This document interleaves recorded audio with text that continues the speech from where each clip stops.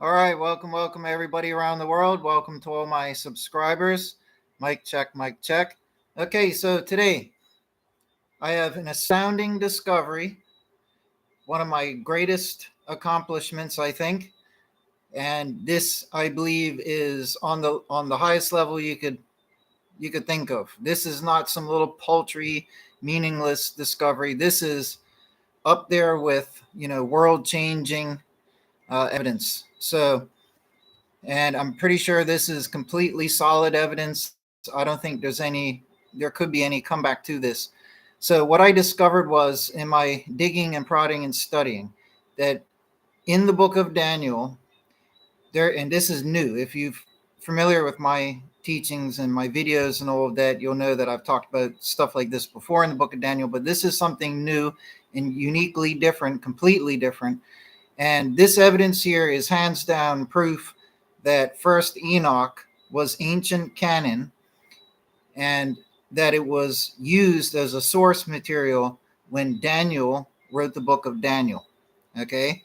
Now, from a religious believer perspective, we believe that Daniel wrote the book of Daniel, at least the original or whatever, and he lived around 500 BC or something like that there, 500 something BC. A skeptic, a hardcore academic scholar and this and that there would say that, oh no, the oldest we can date fragments or parts of the book of Daniel are to, a couple hundred years BC. In either case, doesn't really matter. We're only talking about a difference of a couple hundred years at the most. But nonetheless, the important thing is that the book of Daniel contains specific terms, imagery, concepts that are exclusive to the book of Daniel when you're talking about the whole Bible, or more specifically, the Tanakh itself, which a lot of Christians call the Old Testament. The Tanakh itself does not use these specific key phrases and terms and even concepts that Daniel speaks about. So these things are unique to the book of Daniel. But as I've shown in other evidence so far, there is reason to believe, based on things in the Tanakh itself, that Daniel only used these key terms such as Ancient of Days, the concept of this judgment day with the Ancient of Days on a throne, the concept of a Messiah type figure like a Son of Man accompanying God on this judgment day. Those are some of the concepts. Other concepts are that the angels are doing this type of intermediary work on earth with the nations, even during times of war and contention. We hear about the Prince of Persia, for example, and even in Judaism, the rabbis teach, as I believe myself, that the Prince of Persia and this and that these are angels, good or bad, whatever you want to believe, but they are angels, right? So there's a lot of concepts and even the names of angels like Michael, Gabriel, that Daniel talks about. These things are only found in the book of Daniel. They're not found anywhere else. So that's just a touch on some of the evidence, the logical evidence I've given in other videos of mine. But for this video here, some astounding evidence. So I looked even further and deeper. And what I found, what I was led to really, was a verse or a couple verses from Daniel chapter 10. And when I present this evidence here, it's going to shock and astound you. And what it proves is, like I said, first Enoch was canon in the day of Daniel when Daniel was written. Okay?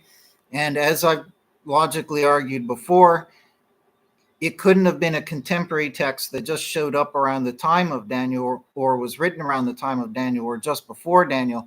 It had to have been established canon for Daniel to use these similar terms, the names of angels, other nicknames for God. I mean, these things would be apostasy to Orthodox Judaism back in those ancient times. You couldn't just come out there, write a whole new book with new concepts, end days concepts, specific things, specific concepts, naming angels and having other new nicknames for God. You couldn't do that unless there was a reason to do that.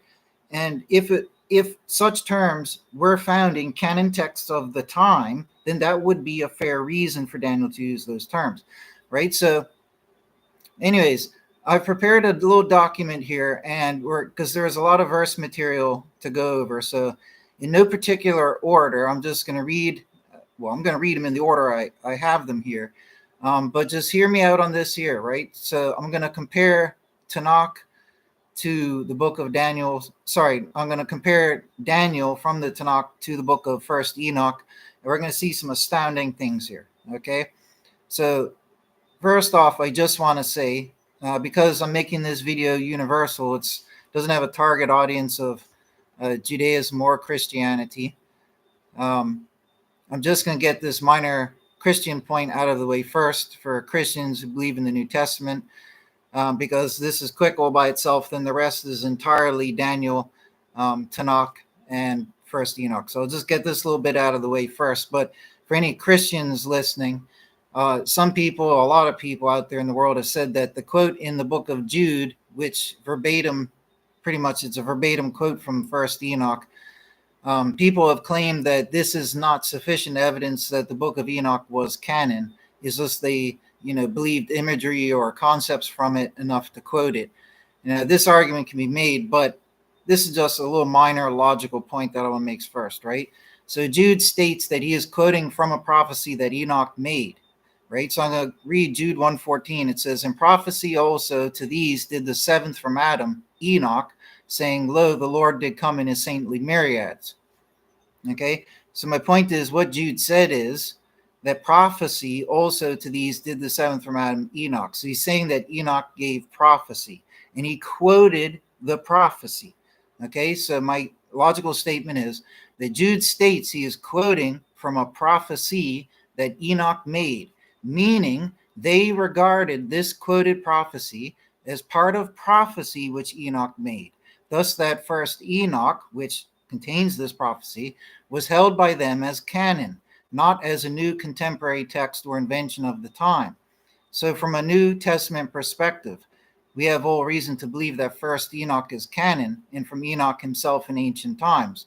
Otherwise, they would not call it his prophecy and quote it. Okay? So that's very important. By using the term prophecy and then quoting a prophecy, you're calling that person a prophet. And Enoch was not called a prophet anywhere else in Tanakh or New Testament. Okay, so to clarify here that Enoch is a prophet who gave a prophecy, as they said, and quoted, this shows logically that the authors of the New Testament, meaning in the time of Jesus, in the common era, they believed that Enoch gave prophecy, and that prophecy is obviously first Enoch because they quoted it. Okay, it's very easy to miss that logical few steps, but those logical few steps show you that they're not just loosely quoting something. By their own terms, they're categorizing Enoch as a prophet who gave prophecy, by the way, which they are quoting. Okay, so you can't just say that this was some contemporary, non-divinely inspired writing of the time that they enjoyed reading and then copied some concepts from and quoted it. That's not the case. They called him a prophet who gave prophecy, and they quoted his prophecy. So anyways, that's the New Testament out of the way. Right? Now, the next verse I'm going to read is from Jeremiah. And I'm going to mention this because this is in my other videos on the book of First Enoch, evidence for it. So this one's important too. Why not mention these two little tip of the iceberg verses, get them out of the way before getting into this topic, because they all complement each other. So in Jeremiah 28 verse 7, after a very hard, deep research, plowing through the Tanakh, looking for any form of evidence that could exist to help verify First Enoch as ancient canon, I found Jeremiah 28:7, right? Where it says, "Only hear, I pray thee, this word that I am speaking in thine ears and in the ears of all the people. The prophets who have been before me and before thee from of old, even they prophesy concerning many lands and concerning great kingdoms of battle and of evil and of pestilence." Now, when Jeremiah said this, okay, I have a video where I give all the detail and quote sources and such, right? But for this, I'm just mentioning this very quickly.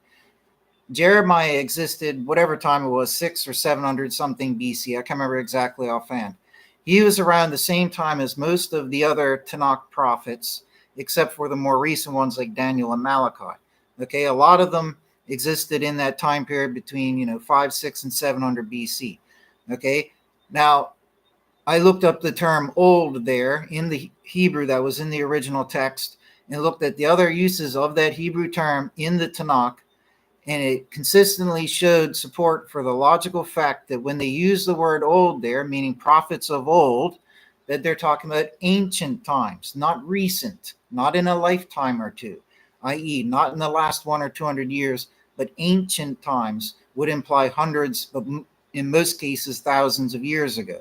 Okay, not necessarily like 3 or 4,000, but over 1,000 years ago. So when it says the prophets who have been before me, and Jeremiah is saying this in around 500 and something BC, whenever it was. Okay, the only ones who came before him were ones like, I think Hosea and Isaiah were written in the 700 and something BC range, but that's not ancient times of old. That's just a couple generations before Jeremiah, right? Moses was, I go into greater detail with sources in my longer video, right? But just in brief for now, I gave some supporting reasoning why Moses wouldn't have been called or designated as a prophet here, right? So when Jeremiah makes a statement that there are prophets who have been before him, okay, from of old, meaning ancient times, the only prophet that it could possibly be would be Enoch. Okay, nobody else were called prophets or gave prophecies before the prophets of the Tanakh, right? So that's another little piece of evidence that first Enoch was prophecy and regarded as prophecy, i.e., it was ancient canon. Okay, and I'll also mention before I get into the body of this video, which is right now, that we also have to consider that if first Enoch was written even close to the time of Enoch, it would not have been written in Hebrew, and probably not even in Paleo-Hebrew. It was most likely written in a far more ancient language that is logically gone extinct.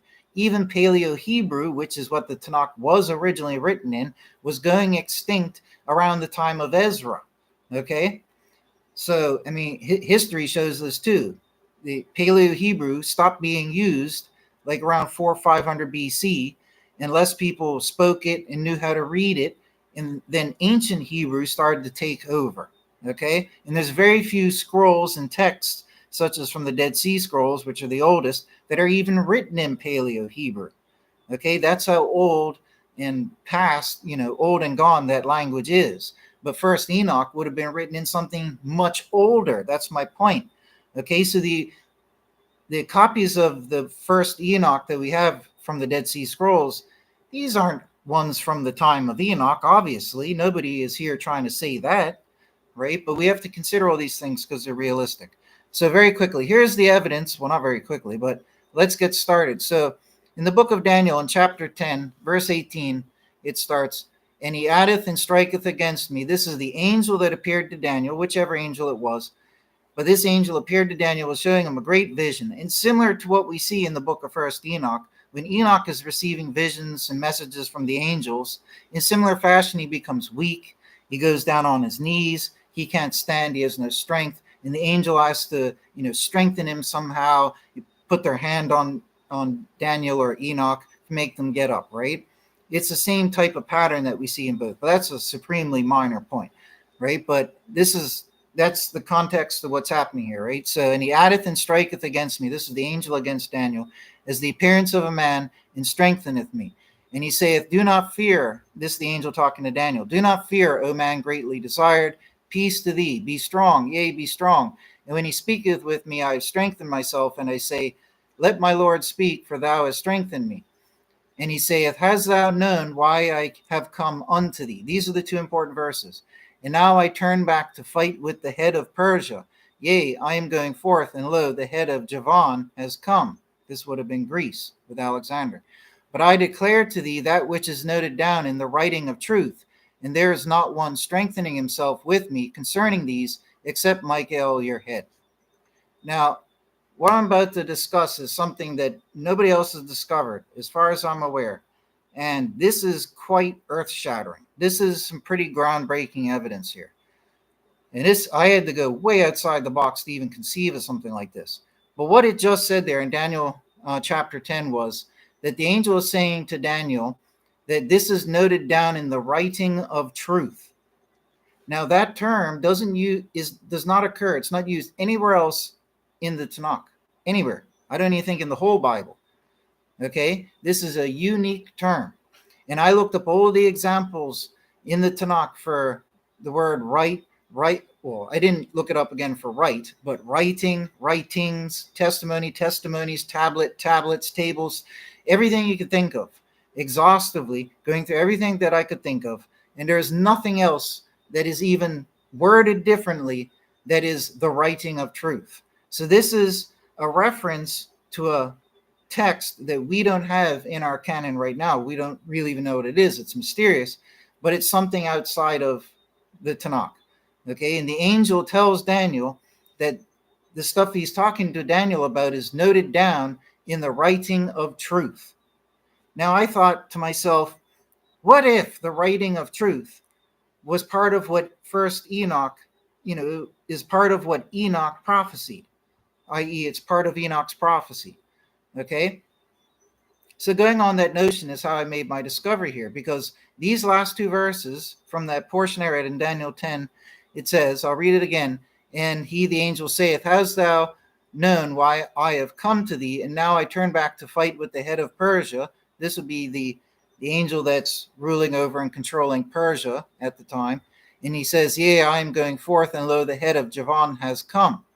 Okay, and like I claimed before, even in Judaism, the rabbis say that these are more likely angels that are doing this type of intermediary type work, whatever you would call it, with the earth.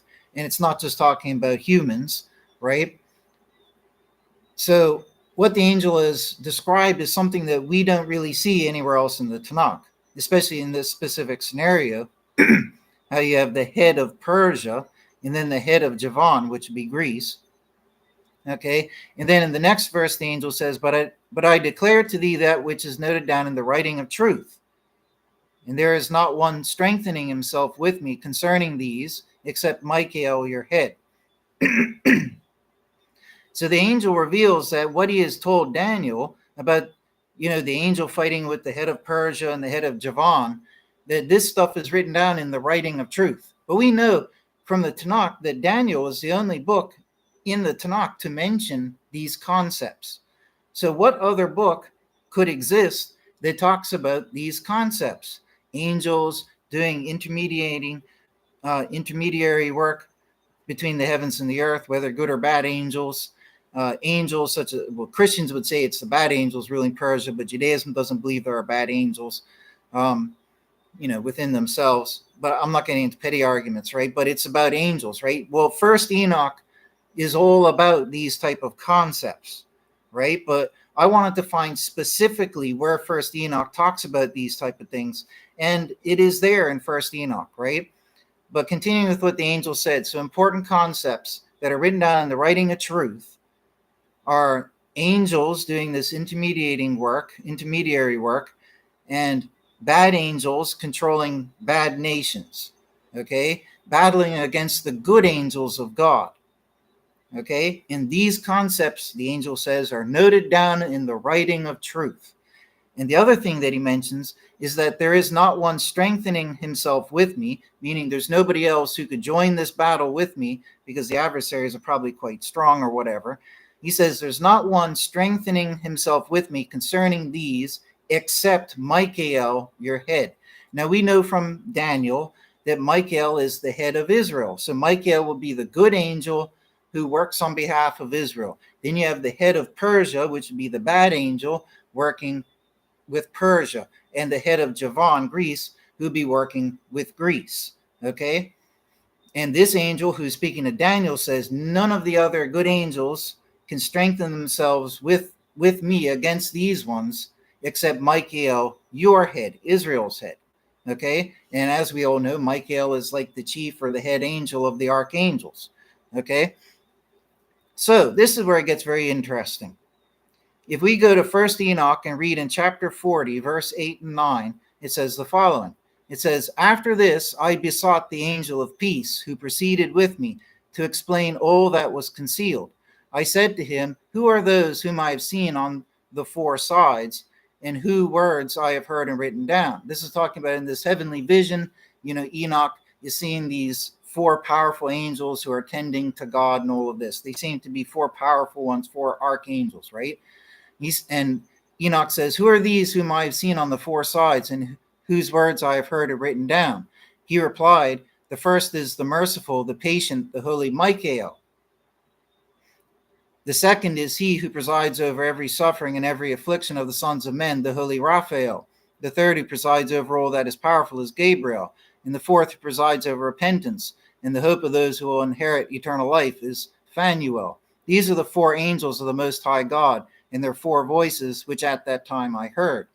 So first Enoch, in Enoch's prophecy, he talks about how Michael is this very powerful angel. Okay, now not just a powerful angel. Michael is mentioned quite a bit in the book of First Enoch, and Michael is consistently portrayed as a chief angel. Okay, that's why when Enoch is here, I picked one of the best examples that shows the chiefness of Michael. Okay, so Enoch has seen this great heavenly vision with these four powerful, archangels. And Enoch asks, "Who are these?" And it's revealed the first is the merciful, the patient, the holy Michael. The first. Okay, so the first, the foremost angel is Michael. All right. And also, like I said, Enoch mentions Gabriel, and Daniel is the only other book in the Tanakh that names these angels, Michael and Gabriel, by name, right? But going on, this is where it gets very interesting. Okay. So I showed an example from First Enoch where it refers to Michael as a head. Okay, just like in Daniel, how Daniel reveals uniquely in the Tanakh that Michael is the head angel for Israel. Right? So we have one common trait right there. But it gets even better. Another example in 53 verse 6 from First Enoch, it says, "Michael and Gabriel, Raphael and Phanuel shall be strengthened in that day, and shall then cast them, the bad people and the bad angels, shall cast them into a furnace of blazing fire, that the Lord of spirits may be avenged of them for their crimes, because they became ministers of Satan and seduced those who dwell upon earth." So here we see another example of Michael, these four chief angels. Out of all the angels that could be mentioned is four chief angels. Michael is named first because he is the first and foremost. And it's talking about how they will battle bad angels and punish them. That's what this verse is about. So this is a direct connection. It's the same concept that we just saw in Daniel 10, where the angel who's speaking to Daniel says, "I'm going to fight with the angel of Persia, and the angel of Javan is coming." And this is noted down in the writing of truth. So the angel is referring to a text that predates Daniel, and the angel calls it the writing of truth. And this writing of truth clearly talks about angels battling one another over the nations of man. Okay, so anyways, going on to the next example. This is where it gets incredible. So in First Enoch chapter 54 verse 8 and 9, okay, the vision is continuing, and it says, "And that valley shall be filled with their elect and beloved, the days of whose life shall be consumed, but the days of their error shall be innumerable. Then shall princes," okay, and in the interpretation it says, "or angels," fitting the Daniel type interpretation from Judaism and Christianity, where they read about these heads of Persia, head of Israel, and head of Grecia, that these are obviously angels who are doing some type of intermediary work, right, between heaven and earth during these great battles and such, right? But it says, "Then shall princes combine together and conspire." So it's talking about bad angels coming together and conspiring. It says, "The chiefs of the east among the Parthians and the Medes." These are the very peoples that Daniel mentions as one of the beast kingdoms in his chapters. Daniel talks about the Medes and the Persians. Okay, and the Medes and the Persians will rule as the beast kingdom until Grecia comes in and dethrones them. This is Daniel's great prophecy. And right now I'm reading First Enoch, and First Enoch says, "Then shall princes, these angels, combine together and conspire, the chiefs of the east among the Parthians and the Medes, shall remove kings, in whom a spirit of perturbation shall enter. They shall hurl them from their thrones, springing as lions from their dens, and like famished wolves into the midst of the flock. They shall go up and tread upon the land of their elect. This is Israel. The land of their elect shall be before them. The threshing floor, the path in the city of my righteous people shall impede the progress of their horses. They shall rise up to destroy each other. Their right hand shall be strengthened, nor shall a man acknowledge his friend or brother. So what we see here in 1st Enoch in chapter 54 is that these bad angels, or angels, whatever you want your opinion would be from Judaism, but that these angels are conspiring. They're concocting these intermediary relationships with the human nations at these times of conflict. This is what 1st Enoch talks about, and it's the same concept that Daniel talks about. Okay? Like I said, the angel told Daniel that these things are written in the writing of truth. Okay, and we're looking at 1st Enoch, which I'm proposing is this writing of truth, or contains the portion called the writing of truth. And here in 1st Enoch, it talks about the same nations that Daniel is speaking about. The same nations. Okay? Now, if we go to Daniel again, chapter 8, verse 8, Daniel uses the following. He says the following terms. And the young he-goat has exerted itself very much. In his own vision, Daniel has had a vision where nations are symbolized as animals. This is another concept from the book of 1st Enoch, where you have chapters of what's called the animal apocalypse, in which the common thread metaphor is that all the different nations of peoples are symbolized as different types of animals. And it's all from the perspective of animals going to battle with each other. Okay? And here in Daniel 8, verse 8, and the young he-goat has exerted itself, this is Grisha, and when it is strong, broken has been the great horn, which was Alexander, and come up does a vision of 4 subkingdoms in its place at the 4 winds of the heavens. So if we look in 1st Enoch, chapter 89, in the animal apocalypse, okay, where nations are symbolized as animals, this verse here mentions a creature called a Dabella, which is a type of wild ibex. Okay, these are goat-like creatures with horns, very similar to goats. Okay, and you also have to remember, in the time of Enoch, they didn't have Hebrew and use Hebrew. Okay, so what Hebrews would call a goat, their term for a goat, would be a totally different term, and they might have been around different animals thousands of years prior in Enoch's time. But a Dabella, an ibex, a wild goat-like creature with tall horns, is a very, very close contender. It's fitting for goat. When you look at the comparison of all the other animals that 1st Enoch mentions, he talks about cows, camels, wolves or dogs, ravens, eagles. They're all very distinct in different types of creatures, and sheep and rams. Rams are great ones amidst the sheep. So the Dabella stands out. It's very, very different. They don't name many types of goat-like creatures. It's showing the contrast. You have lions, right? Camels. These are all very different creatures. And then you have the Dabella, which is mentioned, and it is its own type of creature, which is goat-like with horns. But nonetheless, so in 1st Enoch 89:24, during the animal apocalypse, the chapters and all the verses talking about the different troops of animals fighting each other, sparing reading out tons of it. In this one verse here, verse 24, it says, all came together, this is referencing the different groups of animals, all came together and strove to break the horn of the Dabella. Okay, so in all fairness, the horn of the wild goat. Okay, so the different nations came together and they strove to break the horn of this wild goat. And if you go back to Daniel chapter 8, verse 8, and the young he-goat has exerted itself very much, and when it's strong, broken has been the great horn, and come up does a vision of 4 in its place, right? So it's very interesting that it talks about not just the same concept of nations being symbolized as animals. We have that in 1st Enoch right here and in Daniel, but we also have similar creatures being described. Daniel uses a ram to describe, or a creature like a ram to describe the Medes and Persians.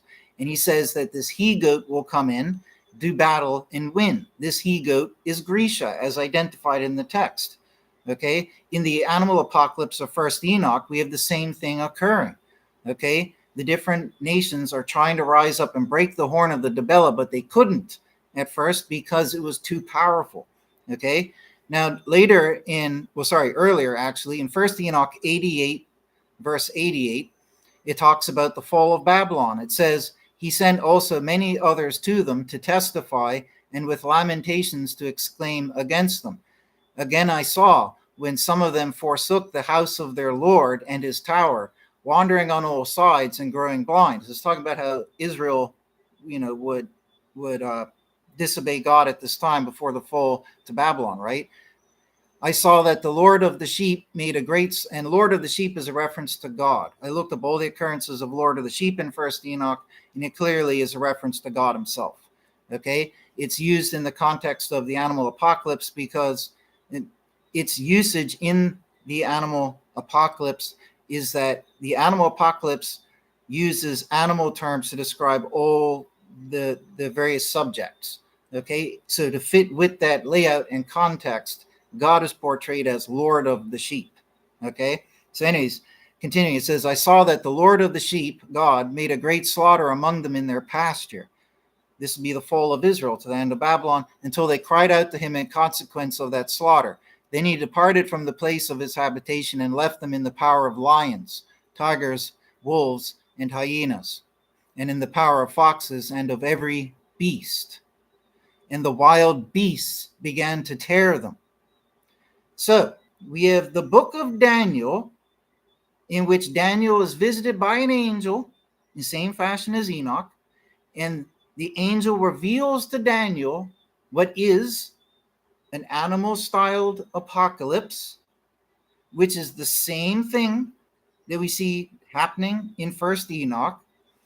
And in Daniel, the angel reveals that these beasts, which are kingdoms, will, that's what the prophecies are about, these beast kingdoms. It's a big concept in Daniel. But in First Enoch, what does First Enoch say? This is clearly the point where Israel fell to Babylon. It even says they're going into the power of lions. Daniel uses lion as the beast to describe the kingdom of Babylon. Okay, then he chooses a ram-like creature to symbolize the Medes and Persians who would overthrow Babylon.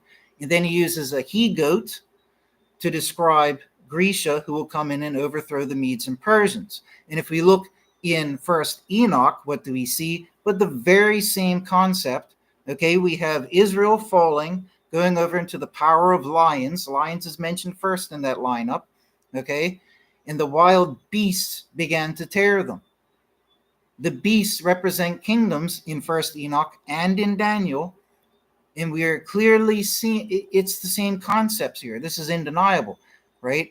And going on in in chapter 88, verse 101 from First Enoch, the story continues a little later. And they left the sheep, which represent Israel, in the power of the lions, which is Babylon, so that very many of them were devoured and swallowed up by lions and tigers, and wild boars preyed upon them. That tower they burnt and overthrew the house. So this is Babylon overthrowing Israel, right? Then I grieved extremely on account of the tower, and because the house of the sheep was overthrown. Okay? And then later, in verse 111, we hear about the start of the building of the second temple. Okay? And Enoch says, and behold, 3 of the sheep departed, arrived, went in, and began building all which was fallen down of that house.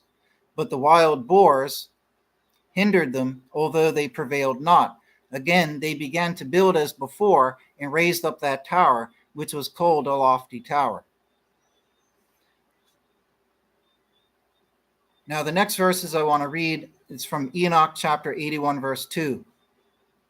So, where is the strengthening verse? Yes, that's right. Yes. So, clearly, like I said, not to reiterate again, the same concepts being used in Daniel and in First Enoch. So it's not just that Daniel uses terms and phrases and some concepts from First Enoch.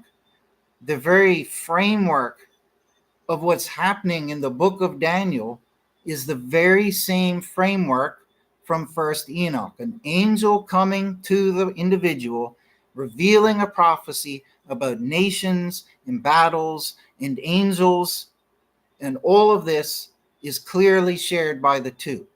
Okay? But yet in Daniel chapter 10, the angel told Daniel that these concepts of these nations and the angels in these battles is from the writing of truth. Okay? So going on, let's get on to the next few verses that I have here.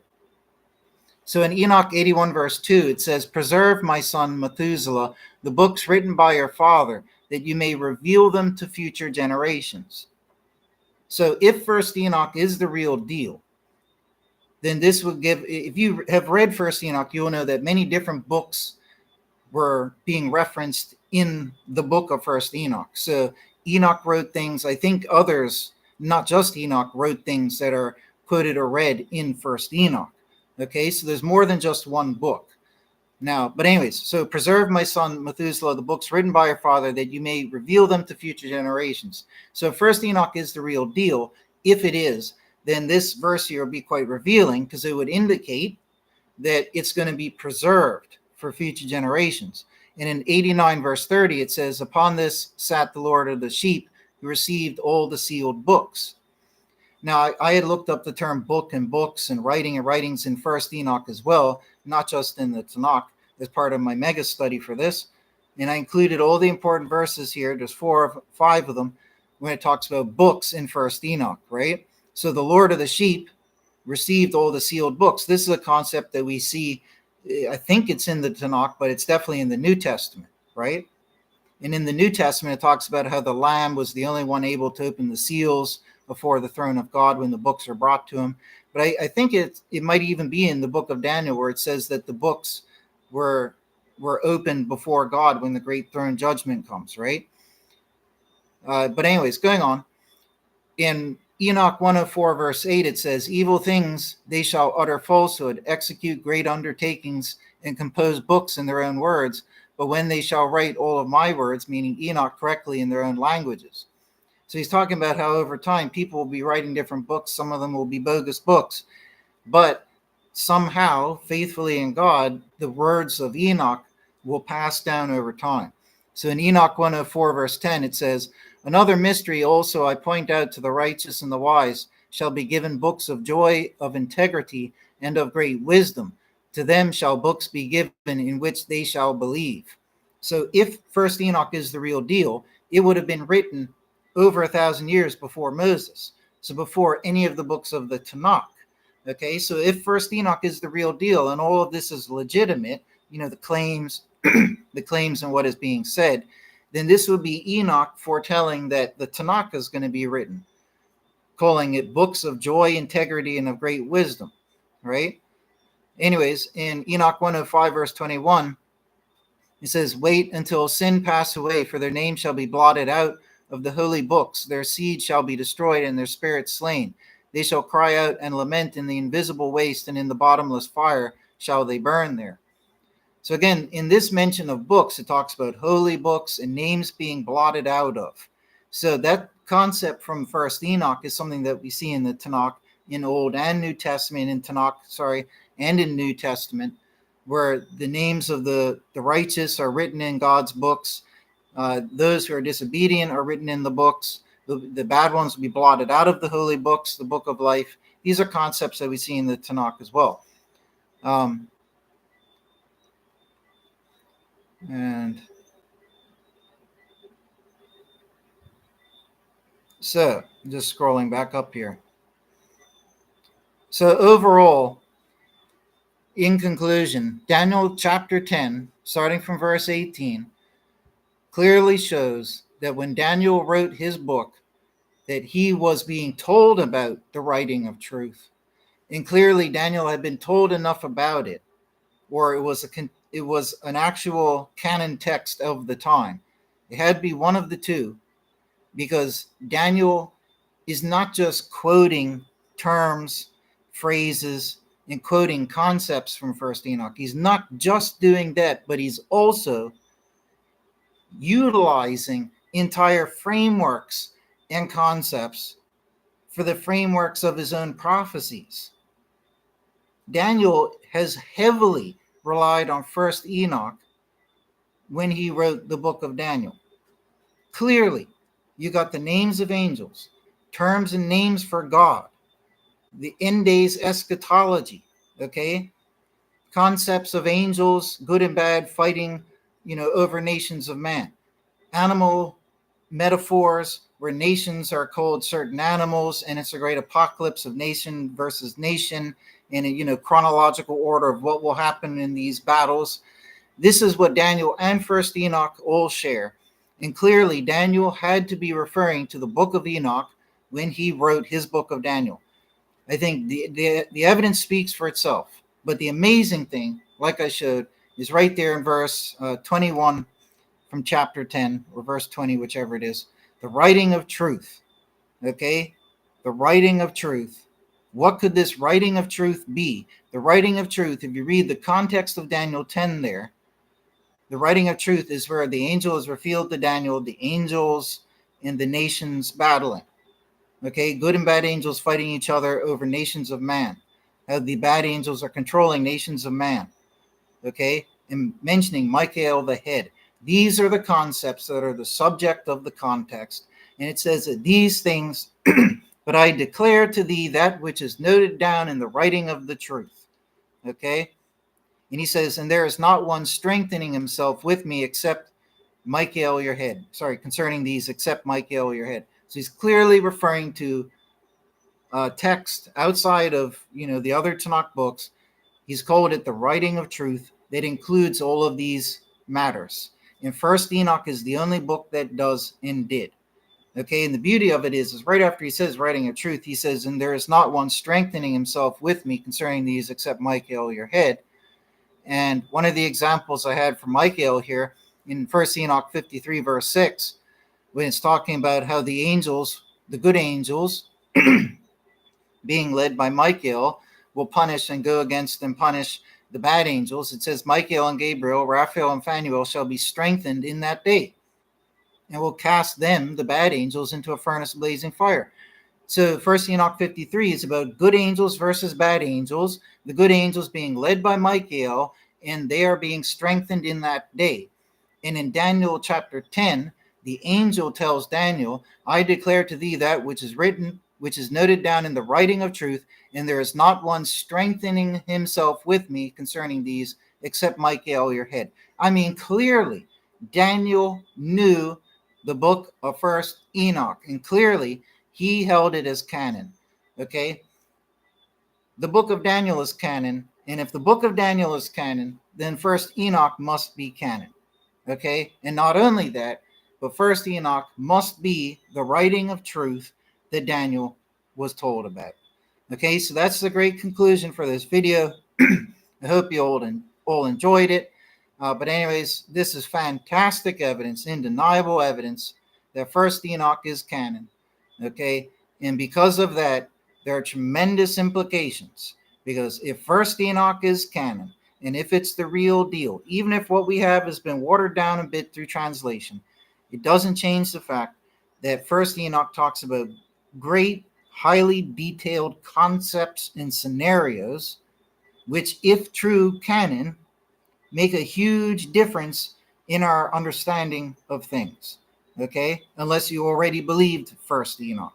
Okay, First Enoch talks greatly about, it talks a lot, that's what I mean, about the Messiah figure who worked with God and arrived with God and this and that there. A lot of mentions of that Messiah figure, the anointed one, the Son of Man, the elect one. Okay, and these concepts show clearly that this Messiah figure isn't just a normal human being, that he existed prior to this earth and helped facilitate parts of the creation with God and works for God. He's a great, powerful being that existed before the human creation on this earth. Okay, and it ascribes those great things to the Messiah. So which is what is taught in Christianity in the New Testament. That's what's revealed about Messiah in the New Testament.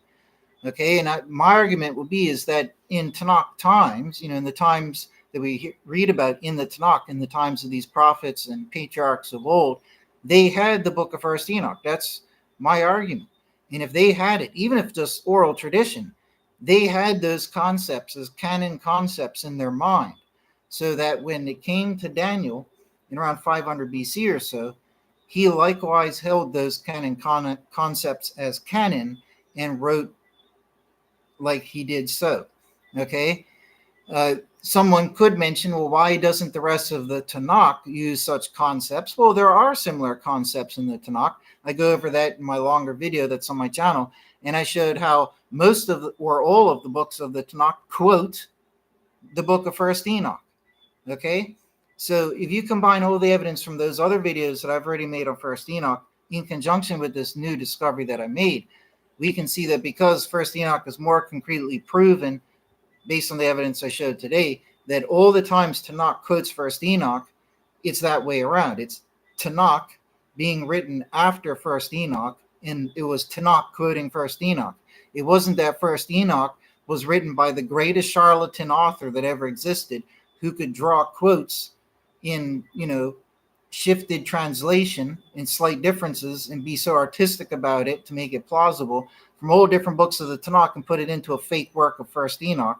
That's just less plausible. Based on the evidence that I've shown today, First Enoch was ancient canon. It existed in the time of Daniel and had to be much older than Daniel. And when you hear about Jeremiah saying the prophets of old who came before him of old, there were clearly prophets from ancient time. This is before Moses, okay? And the only prophet that existed who gave prophecy was Enoch. And that's from a Tanakh perspective. When you look at it from a New Testament perspective included, trusting the New Testament, even standalone, just going by that, just trusting New Testament, clearly, like I started with, from Jude, we see Jude referring to Enoch as a prophet who gave prophecy, and he quotes the prophet. So from a New Testament perspective, we should be believing First Enoch is canon anyways, because it's referred to as canon. And from a Tanakh perspective, ignoring New Testament perspective, I've showed enough evidence to believe that First Enoch is canon. So when you have Tanakh quoting First Enoch so many times, that's the orientation. It was Tanakh that came later. Their authors, each of these different authors of the different books of the Tanakh, living in different time periods, clearly believed and knew about First Enoch, whether orally or written tradition, and they included quotes from First Enoch in their Tanakh books, where it talks about the hills melting like wax at the appearance of God. This is from the book of First Enoch. Okay, there are many unique things written in First Enoch, okay, that the Tanakh quoted and referred to and drew reference to. And when you see the greater picture, you have all the evidence you need to comprehend how First Enoch was ancient canon. And when the Tanakh was written, it was so canon in their hearts and souls that the authors of the different Tanakh books drew scriptural reference to it, okay, in their own works. And it was so ancient and obviously so well known at the time that they didn't make a big fuss about it.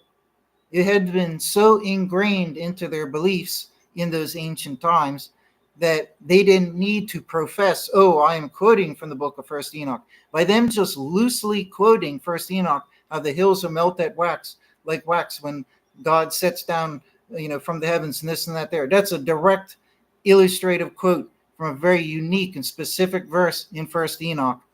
And when you do that so casually in your text in these Tanakh books, it shows that First Enoch had been around for such a long time and had been so accepted as canon that it was basically ingrained into their beliefs DNA. Okay, they didn't need to fuss and say, hey, this was blah, blah, blah, and draw attention to all that, because obviously it was so commonly accepted. That's my logical argument for that.